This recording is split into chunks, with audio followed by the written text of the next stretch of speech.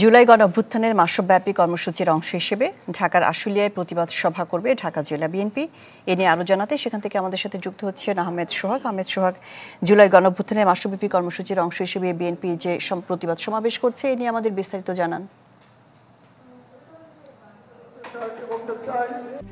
RICL TMX যুগের পর যুগ স্থাপনা থাকে মজবুত।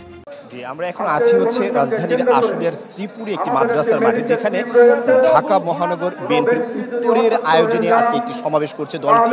সমাবেশটি বিকেল ৩টায় শুরু হওয়ার কথা থাকলেও ইতিমধ্যে আমরা দেখতে পেয়েছি পুরো সমাবেশ স্থল কিন্তু বিএনপির নেতাকর্মী, অর্থাৎ বিএনপির যে সকল অঙ্গ সংগঠন আছে, স্বেচ্ছাসেবক দল, জাতীয়তাবাদী বিএনপি, ছাত্রদল, যুবদল, এই সকল অঙ্গ সংগঠনের নেতাকর্মীরা পুরো মাঠ কানায় কানায় পূর্ণ হয়ে গিয়েছে। এছাড়া যেহেতু আশুলিয়ার শ্রীপুরে এই অনুষ্ঠানটি হচ্ছে, সমাবেশটি হচ্ছে, সুতরাং এই অনুষ্ঠানের আশেপাশে যে এলাকাগুলো আছে, অর্থাৎ এখান থেকে আশুলিয়া, ওইদিকে গাবতলী, ধামরাই সহ এখানে চন্দ্রা, এই পুরো সড়কের মধ্যে কিছুটা যানজট আমরা দেখতে পেয়েছি, কারণ পুরো এলাকা থেকে কিন্তু এই সমাবেশের স্থলে মানুষজন, বিশেষ করে বিএনপি সমর্থক যে নেতাকর্মীরা আছে, তারা কিন্তু এখানে এসে উপস্থিত হয়েছেন।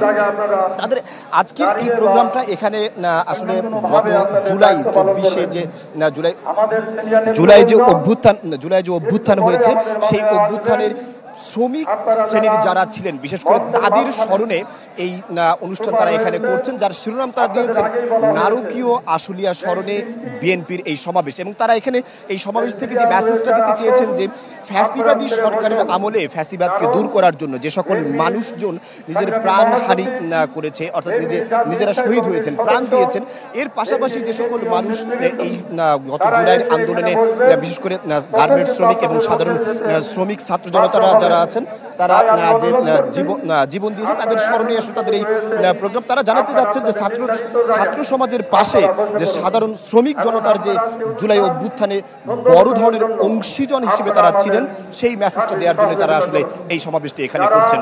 সমাবেশে বিএনপির ভারপ্রাপ্ত চেয়ারম্যান তারেক রহমান ভার্চুয়ালি যুক্ত হওয়ার কথা রয়েছে। জি, আহমেদ সোহাগ, আপনাকে ধন্যবাদ। জুলাই গণঅভ্যুত্থানের মাসব্যাপী কর্মসূচির অংশ হিসেবে ঢাকার আশুলিয়ায় প্রতিবাদ সভা করছে বিএনপি, এ নিয়ে জানাচ্ছিলেন আহমেদ সোহাগ।